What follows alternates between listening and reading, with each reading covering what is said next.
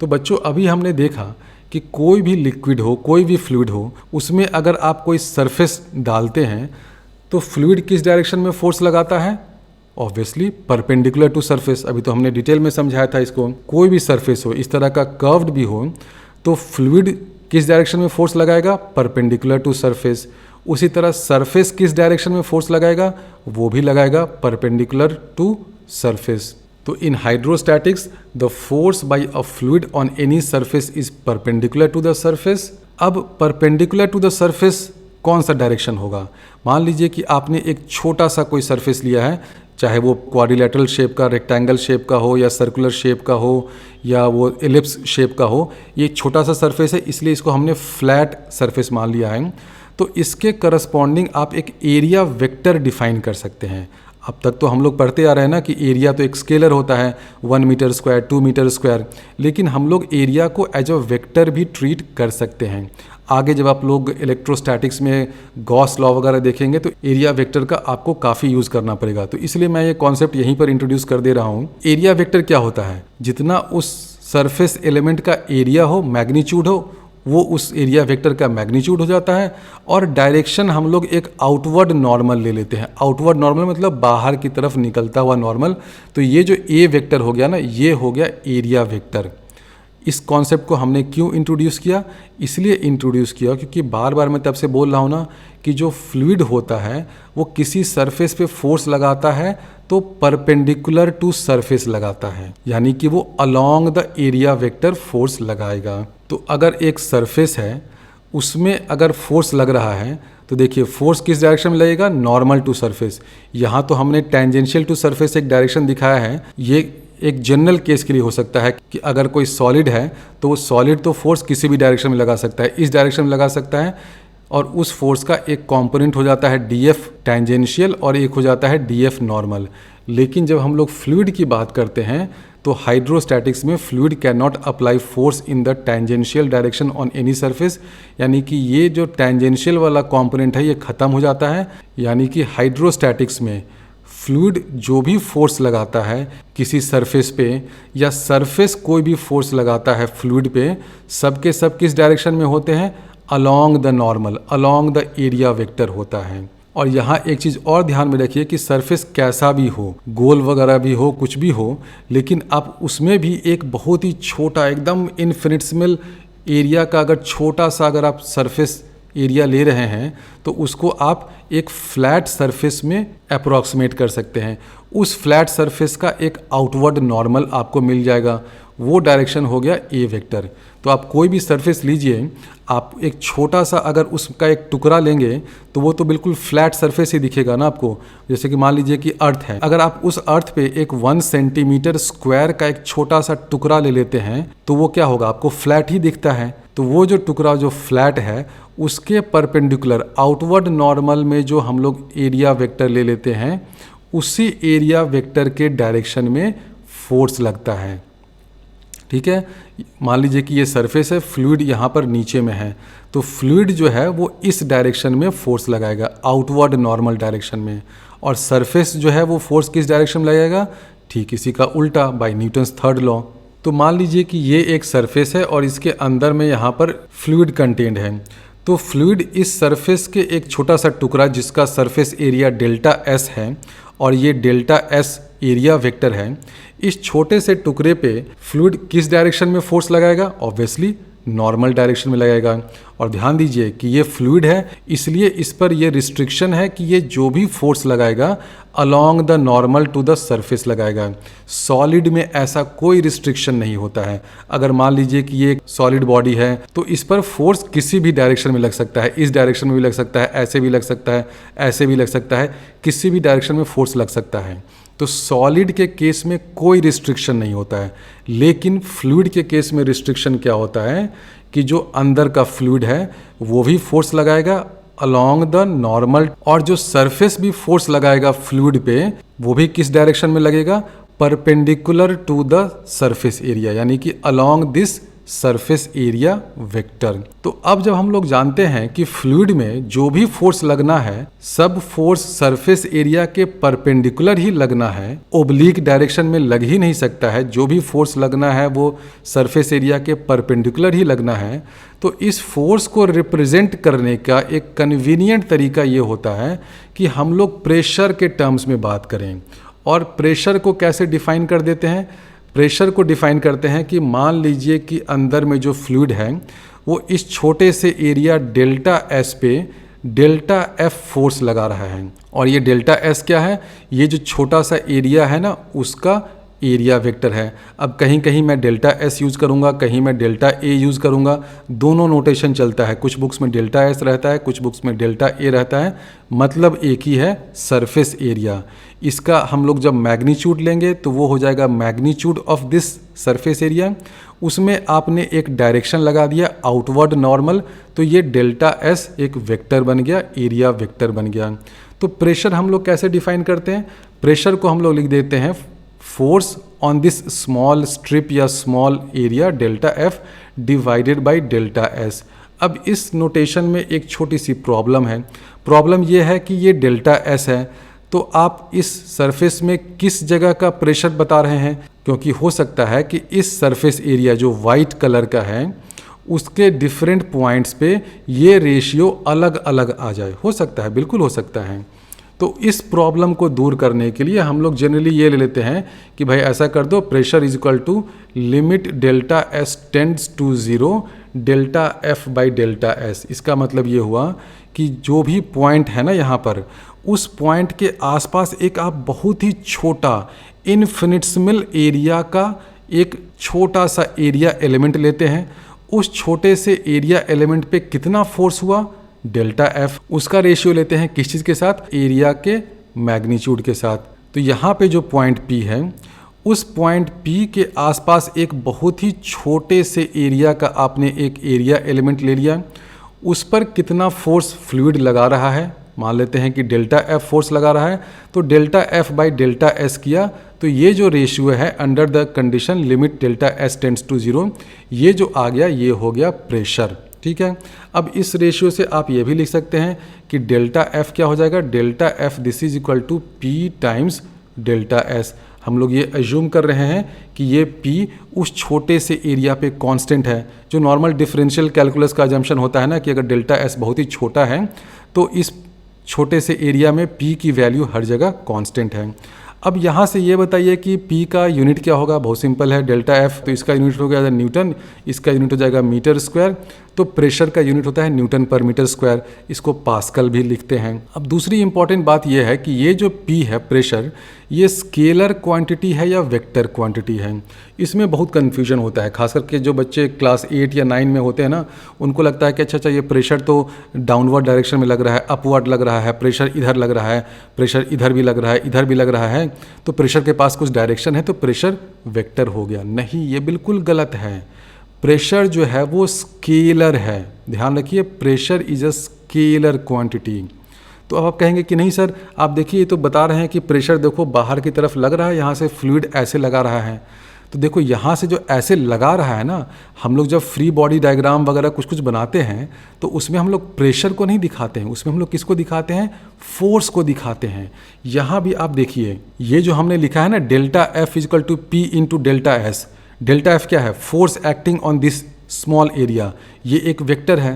तो this delta F is equal to P into delta S, ये delta S vector है, तो पी क्या हो गया? पी तो बीच में ये स्केलर हो गया ना, तो डेल्टा एफ वेक्टर है, फोर्स वेक्टर है, एरिया वेक्टर ये अपने आप में एक वेक्टर है, ये बीच में जो महाशय पी बैठे हुए हैं ये स्केलर है। इस चीज़ को हमेशा ध्यान में रखिए। इसी लिमिट में अगर आप कर दें limit delta S tending to zero, तो इस डेल्टा एफ को बुक्स में ऐसे भी लिख सकते हैं, डी एफ ये vector this is equal to P into D S vector, ऐसे भी लिख सकते हैं। अगर आपको फाइंड करना है कि पूरे सरफेस पे कितना फोर्स लगा तो क्या करेंगे? इसको आप इंटीग्रेट कर दीजिए, इंटीग्रेट करिएगा तो ये आपको टोटल फोर्स एफ वेक्टर मिल जाएगा। This is equal to P, ये पी है scalar, into D S vector. तो देखिए ये क्या आ गया कि total force on this surface exerted by the fluid क्या हो जाएगा? Integral P ds vector. तो ये ध्यान रखिएगा कि ये जो p होता है ना, आप इनमें से कोई सा भी रिलेशन देख लीजिए, किसी भी रिलेशन से आपको ये नहीं लगना चाहिए कि p जो है वो वेक्टर है। p 100% स्केलर है। अब दूसरी बात ये आती है कि क्या p की वैल्यू डायरेक्शन पे डिपेंड करती है? नहीं डिपेंड करती है। मान लीजिए कि आपने एक पॉइंट लिया है यहाँ पर, ये छोटा सा डेल्टा एस एरिया लिया तो फोर्स उस पर डेल्टा एफ लगा। अब आप इस डेल्टा एस के ओरिएंटेशन को हल्का सा चेंज कर दें। मान लीजिए कि यहाँ पर एक पॉइंट P है, ठीक है। आपने क्या किया कि इस पॉइंट P के पास ये एक छोटा सा एरिया ले लिया, ठीक है। अब उतना छोटा भी नहीं है, तो ये एक छोटा एरिया लिया तो इस पर फोर्स लग रहा है इस डायरेक्शन में, आउटवर्ड नॉर्मल में F फोर्स लगेगा, ठीक है। ये F फोर्स कितना हो जाएगा? ये F फोर्स हो जाएगा कि इधर के जो लिक्विड मॉलिक्यूल इस छोटे से एरिया को जो धराम धूम इसके साथ मारपीट करेंगे, ढिशुम करेंगे, उस धक्का मुक्की या लिक्विड के मॉलिक्यूल्स के टकराने के कारण इस छोटे से एरिया पे जो फोर्स लग रहा है वो हो गया फोर्स F। तो ये फोर्स F कितना हो जाएगा? F is equal to P into इसका जो भी एरिया है, मान लेते हैं डेल्टा एस है तो डेल्टा एस लिख दीजिए, ठीक है। ये हो गया। अब अगर आपने एक दूसरा सरफेस एरिया ले लिया बिल्कुल इसी पॉइंट के आसपास जो इधर है, ठीक है, तो अब इसमें क्या होगा? डायरेक्शन तो चेंज हो जाएगा फोर्स का। पहले फोर्स इधर था, अब फोर्स इधर हो जाएगा।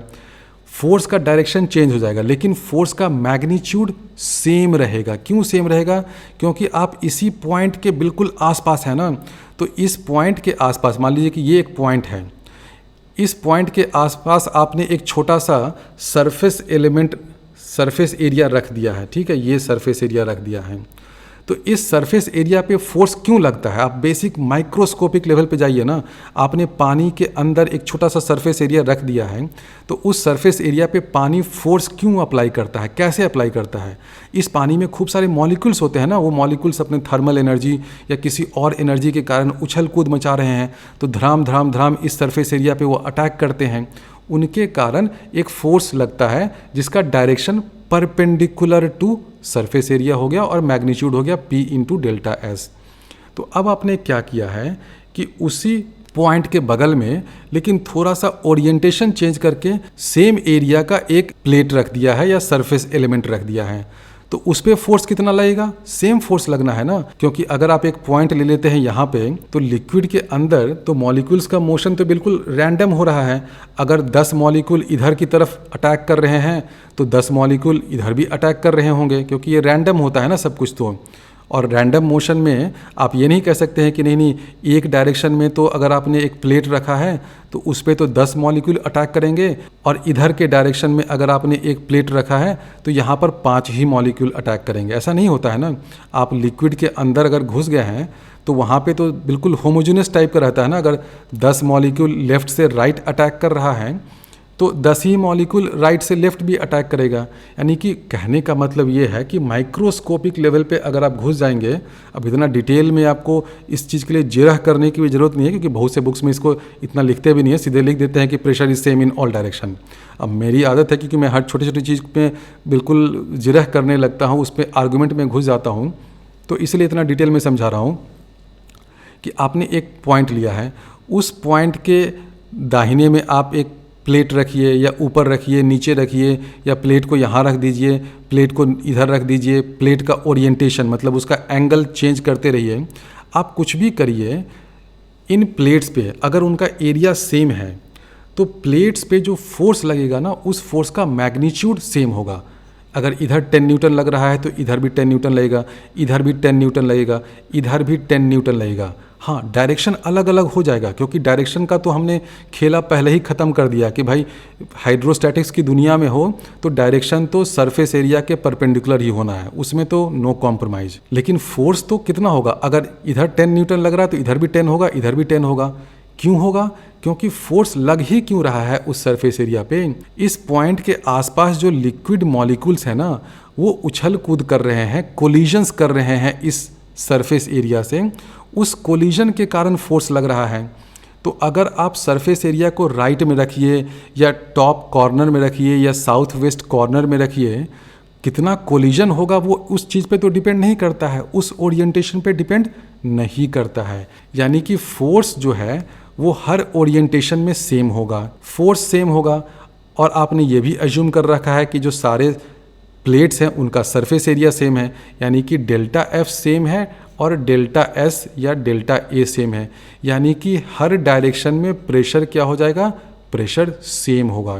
तो इतनी लंबी कहानी जो मैंने अभी सुनाई, उस कहानी को कहने का मतलब ये था कि लिक्विड के अंदर किसी भी पॉइंट में pressure is same in all direction. ये डायरेक्शन लीजिए, ये डायरेक्शन लीजिए, ये डायरेक्शन लीजिए, इधर लीजिए, इधर लीजिए, किसी भी डायरेक्शन में आप देखिएगा तो आपको प्रेशर उतना ही फील होगा। अब कुछ बच्चे कंफ्यूज होंगे फिर से, अरे सर ये प्रेशर तो स्केलर होता है, फिर आप प्रेशर में डायरेक्शन के चक्कर में कहाँ पड़ गए। डायरेक्शन बोलने का मतलब ये है कि आप किसी भी डायरेक्शन में एक छोटा सा प्लेट रखिएगा तो उस पर फोर्स उतना ही लगेगा, कितना, pressure into area of that plate. ठीक है, तो इसी चीज़ को कह देते हैं बुक्स में कि pressure inside a fluid is same या is equal in all directions. यानी कि किसी एक पर्टिकुलर पॉइंट पे प्रेशर कितना होगा वो इस सरफेस एरिया के ओरिएंटेशन पे डिपेंड नहीं करता है। यानी कि अगर हमें कोई पॉइंट दे दिया गया है और उसका कोऑर्डिनेट है एक्स वाई जेड, ठीक है, 3 डायमेंशन में, तो हम लोग क्या कह सकते हैं कि pressure is a function of x y z. तो यानी कि प्रेशर एट अ पॉइंट को हम लोग इस तरह से डिफाइन कर सकते हैं कि कोई एक पॉइंट है, उस पॉइंट पे क्या प्रेशर होगा, क्या कहते हैं उसको, प्रेशर एट अ पॉइंट। तो प्रेशर एट अ पॉइंट का कॉन्सेप्ट ही क्यों आया, कॉन्सेप्ट इसलिए आया क्योंकि प्रेशर जो है वो इस सरफेस एरिया के ओरिएंटेशन पे डिपेंड नहीं करता है।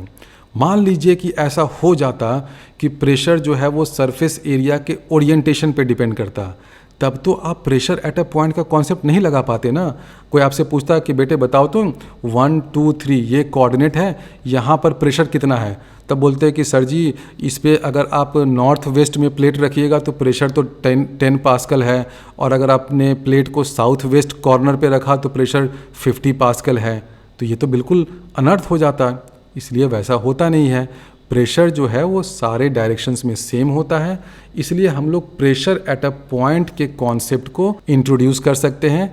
यानी कि लिक्विड के अंदर आप कोई भी पॉइंट ले लीजिए जिसका space coordinate x y z है, उस पॉइंट पे हम लोग एक प्रेशर फंक्शन डिफाइन कर सकते हैं P of x y z, और ये स्केलर फंक्शन है।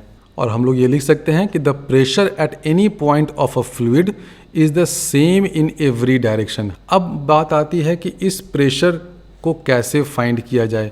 अब इतना तो हमने बता दिया कि भाई प्रेशर एक फंक्शन है एक्स वाई जेड का, स्केलर फंक्शन है, लेकिन इसका एक्स के रिस्पेक्ट में या वाई के रिस्पेक्ट में या जेड के रिस्पेक्ट में किस तरह का फंक्शन है, किस तरह का वेरिएशन है, तो अभी हम लोग उसी को फाइंड करते हैं। मान लीजिए कि ये एक कंटेनर आपको दे रखा है और हम लोग अभी हाइड्रोस्टैटिक्स की दुनिया में हैं, यानी कि लिक्विड का कोई मोशन नहीं हो रहा विथ रिस्पेक्ट टू कंटेनर, और इस कंटेनर में हमने ये छोटा सा वॉल्यूम ऑफ लिक्विड ले लिया है जिसका हाइट कितना है dz है, और एरिया इसका कितना एरिया कर दे, डेल्टा ए कर देते हैं, ऊपर और नीचे दोनों का एरिया है डेल्टा ए। तो हम लोग फाइंड करते हैं कि नीचे कितना प्रेशर होगा और ऊपर कितना प्रेशर होगा। मान लेते हैं कि नीचे प्रेशर है pz, अभी हम लोग z के रिस्पेक्ट में ही वेरिएशन फाइंड कर रहे हैं, x और y के रिस्पेक्ट में क्या होगा अगले पार्ट में मैं बता दूंगा। इस हाइट पे, इस लेवल पे प्रेशर को हम लोग pz लेते हैं, ऊपर वाले को प्रेशर कर देते हैं P प्लस dP, क्योंकि ऑब्वियसली जैसे जैसे हाइट बढ़ रहा है तो प्रेशर में कुछ चेंज होगा। अब इस छोटे से वॉल्यूम को आप देखिए, ये किसका वॉल्यूम है, एक फ्लूइड का, लिक्विड का वॉल्यूम है। इसका आप फ्री बॉडी डायग्राम बनाइए तो इस पर फोर्स कहाँ से लगेगा, इस प्रेशर के कारण फोर्स किधर लगेगा, इधर की तरफ, अंदर की तरफ लगेगा ना, क्योंकि लिक्विड किधर है, इधर है, लिक्विड तो इसके नीचे है। तो हमेशा ध्यान रखिए लिक्विड जो फोर्स लगाता है आउटवर्ड नॉर्मल के डायरेक्शन में, तो उसके लिए सरफेस एरिया ये होगा, आउटवर्ड नॉर्मल इधर बाहर की तरफ हुआ, तो नीचे जो लिक्विड है वो फोर्स लगाएगा ऊपर की तरफ, ऊपर जो लिक्विड है वो फोर्स लगाएगा नीचे की तरफ। कितना कितना फोर्स लगाएगा, ये लगाएगा P इंटू डेल्टा ए ऊपर की तरफ, और ऊपर वाला फोर्स लगाएगा P plus dP into delta A नीचे की तरफ। तो फोर्स F2 कितना हो जाएगा, यहाँ से देखिए F2 इज इक्वल टू हो जाएगा P plus dP into delta A, और फोर्स F1 कितना हो जाएगा, P इंटू डेल्टा ए। तो नेट फोर्स कितना हो जाएगा, नीचे की तरफ जो लग रहा है वो इसको सब्ट्रैक्ट कर दीजिए, तो dP इंटू डेल्टा ए हो गया और ये नीचे की तरफ हो गया।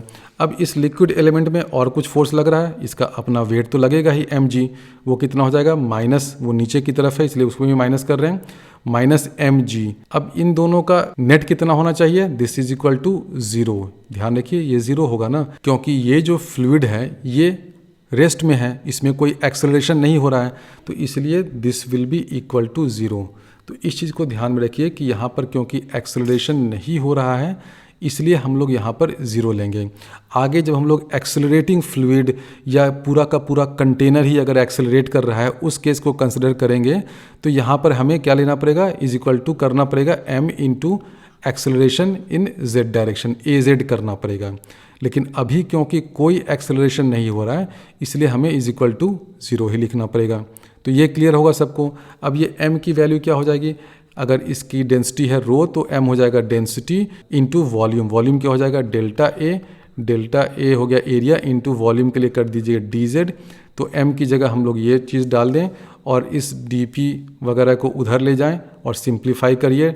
और इसमें आप ये भी देखिए कि डेल्टा ए कैंसिल हो जाएगा, यहाँ से है ना m माइनस m क्या हो जाएगा rho delta A into dz हो जाएगा, फिर into z is equal to 0। अब इसमें डेल्टा ए कैंसिल कर दीजिए और dp बाई dz लिख दीजिए। तो ये बहुत सिंपल है करना, एक स्टेप में हो जाता है। तो इसको जब सिंप्लीफाई करिएगा तो ये आ जाएगा dp by dz, this is equal to minus rho g.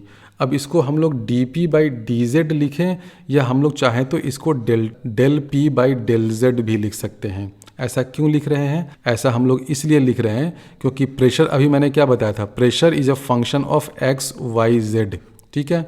अब अभी जब कोई एक्सेलरेशन नहीं हो रहा है तब हम लोग अभी दिखा देंगे कि x और y का कोई इसमें रोल नहीं होता है, लेकिन मोस्ट जनरल केस में वो x और y का भी फंक्शन हो सकता है। तो जब भी आपको एक से ज़्यादा वेरिएबल का फंक्शन हो ना, जैसे कि यहाँ देखिए क्या है, इनपुट में x y z तीनों है, डोमेन में तीनों चीज़ है x y z हो, तो इसका जब डेरिवेटिव फाइंड करना हो तो हम लोग पार्शियल डेरिवेटिव का यूज़ करते हैं।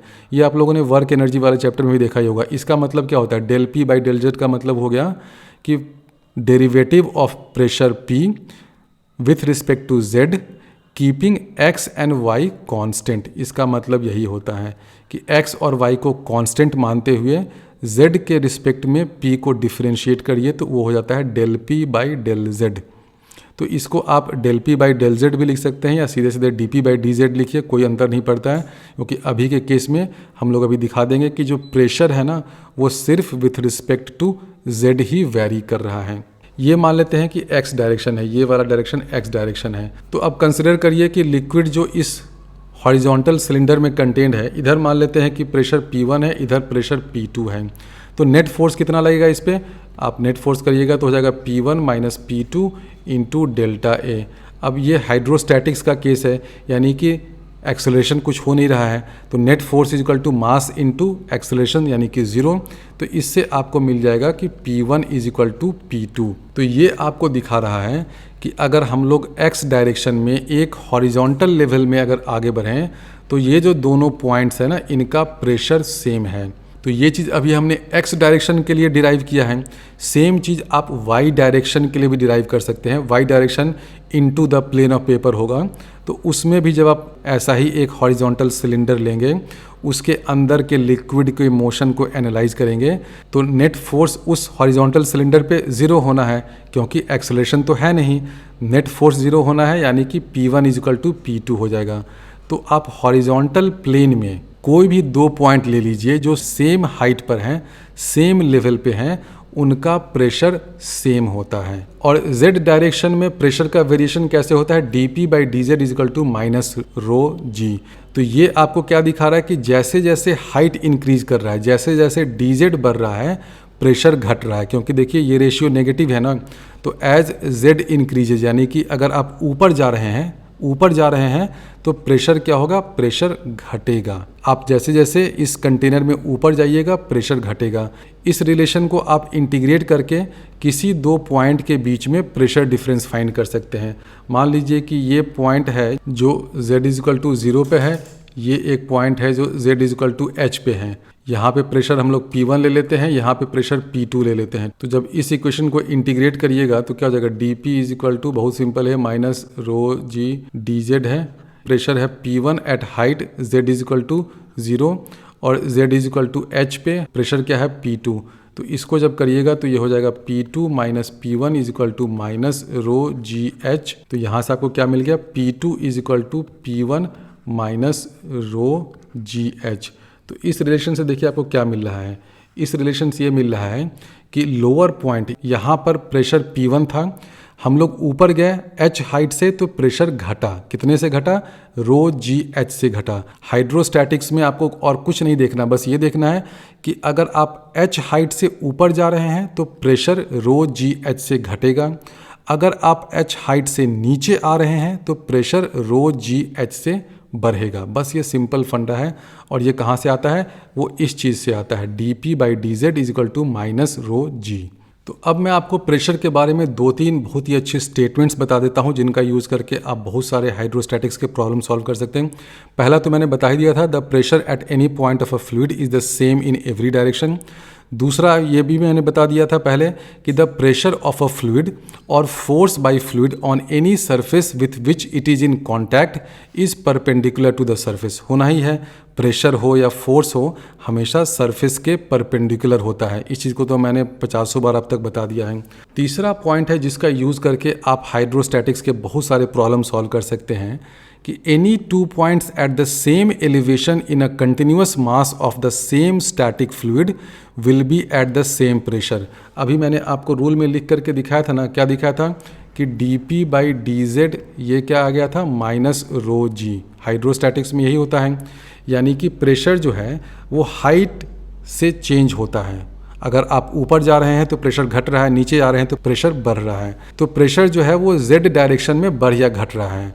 लेकिन अगर 2 पॉइंट सेम एलिवेशन पे हैं और वो दोनों पॉइंट सेम लिक्विड में कंटेन्ड हैं और लिक्विड कंटिन्यूअस है, यानी कि बीच में कोई दूसरा लिक्विड घुसा नहीं है, तो आप क्या कहिएगा कि दोनों पॉइंट्स पर प्रेशर सेम होगा। अब ये बहुत इंपॉर्टेंट टेक्निक कहिए या शॉर्ट ट्रिक कहिए जिससे बहुत सारे क्वेश्चन सॉल्व हो जाते हैं। इसका यूज़ करके देखिए कैसे क्वेश्चन सॉल्व होता है।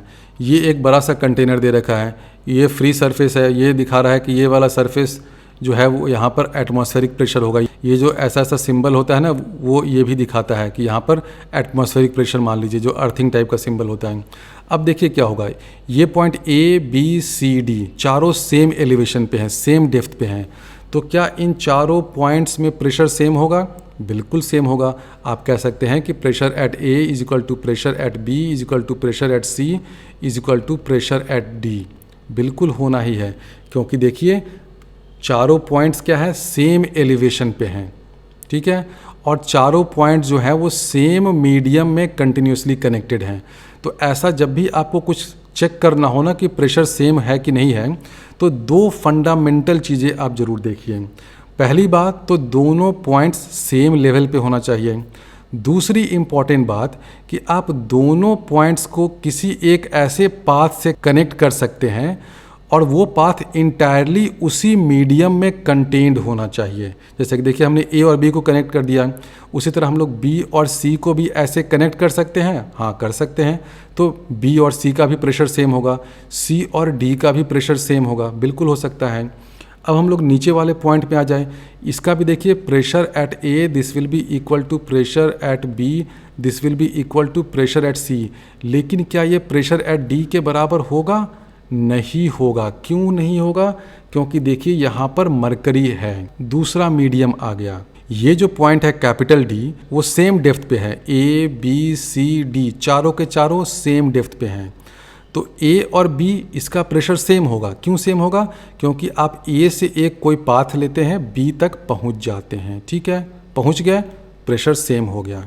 सिंपल फंडा होता है। 2 चीज़ें देखनी होती हैं कि दोनों पॉइंट का एलिवेशन या डेप्थ सेम होना चाहिए और दोनों पॉइंट को आप ऐसे किसी पाथ से, रास्ते से कनेक्ट कर सकते हैं, लेकिन वो रास्ता कंप्लीटली उसी मीडियम में होना चाहिए। देखिए B और C को भी कनेक्ट कर दिया तो इन दोनों का भी प्रेशर सेम है। लेकिन अब क्या होगा, सी और डी का इसका प्रेशर सेम नहीं होगा, क्योंकि देखिए पाथ जो है वो कम्प्लीटली वाटर में नहीं है, यहाँ पर मरकरी भी आ गया।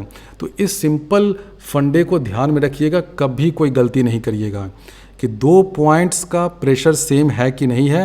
बस दो चीज़ें देखिए, भाई उसका एलिवेशन या डेप्थ सेम है, हाँ ठीक है। साथ ही साथ उन दोनों पॉइंट्स को कनेक्ट करता हुआ कोई भी पाथ है क्या जो सिर्फ और सिर्फ उसी लिक्विड से पास करता हो। तो ये बहुत ही अच्छा रूल होता है।